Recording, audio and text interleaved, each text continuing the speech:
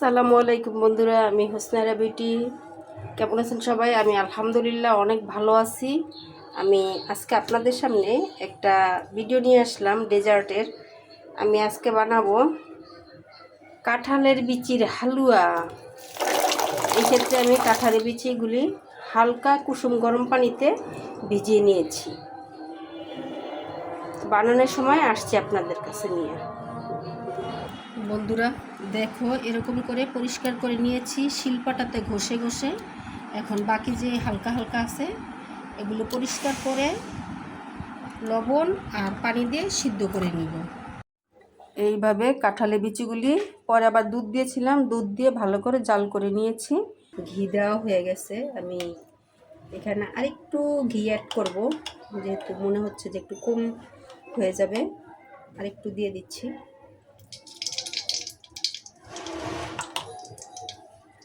দিয়ে দিব কয়েকটা এলাচ, আস্ত এলাচ। যদিও এগুলি পরবর্তীতে আবার তুলে ফেলবো, শুধু একটু স্মেলের জন্য দিচ্ছি। একটা তেজপাতা, দারুচিনি।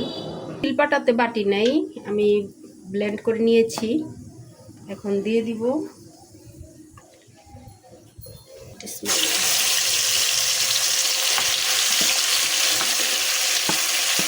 আমি কিন্তু এখানে কাঁঠালে দিচ্ছি, দুধ দিয়ে সিদ্ধ করে নিয়েছি। আপনারা ইচ্ছা করলে পানি দিয়েও করতে পারেন।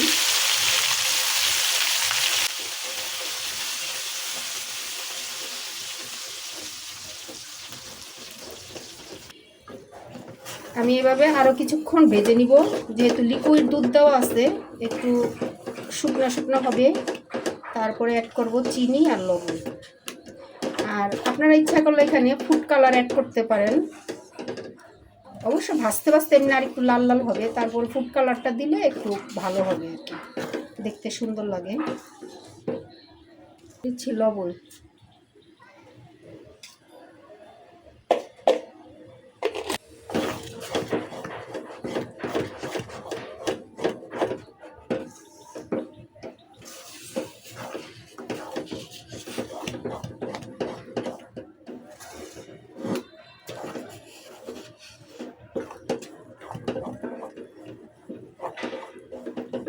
জাল একদম লো করে দিয়েছি। এখন আরও কিছুক্ষণ ভেজে নিব।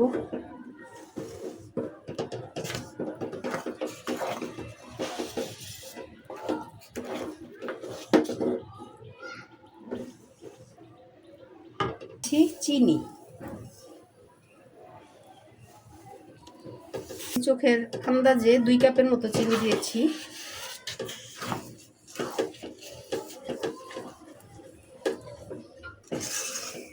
এখন যে কাজটা করব সেটা হলো আমি একটু ফুড কালার অ্যাড করব, হালকা একটু ফুড কালার।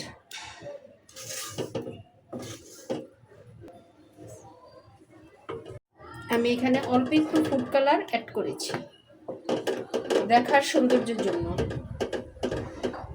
এই সময়টা অনেক নাড়াচাড়া করতে হবে, কারণ এই সময়টা অনেক ছিটে শরীরে। ছিটার সময় দেয়া যাবে না, শুধু নাড়ার উপরে রাখতে হবে। এখন দিয়ে দিব গুঁড়া দুধ। বিসমিল্লাহ।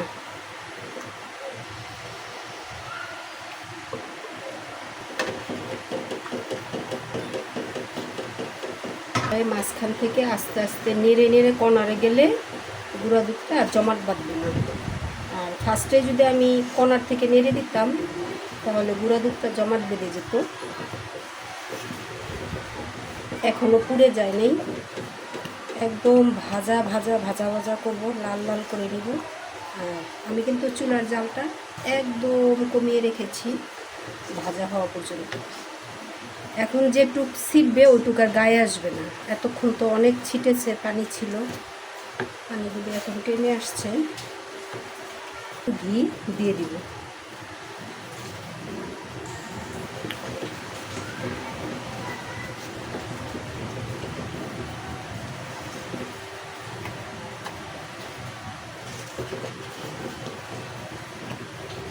শেষমেশ যেই কাজটা করছি, একটু গোলাপ জল দিয়ে দিলাম, পরেই নামিয়ে নিব। নামিয়ে দেখাচ্ছি আপনাদেরকে কেমন হইল। তো আমার বরফি রেডি করা শেষ। আমি এখানে কেটে নিয়েছি গরম থাকতে থাকতেই। পরবর্তীতে দেখা যায় ঠান্ডা হলে আর এভাবে সুন্দর শেপ করে কাটা যায় না। তো যারা যারা ভিডিওটা দেখলেন সবাইকে অনেক অনেক ধন্যবাদ। সবাই ভালো থাকেন। আল্লাহ হাফেজ।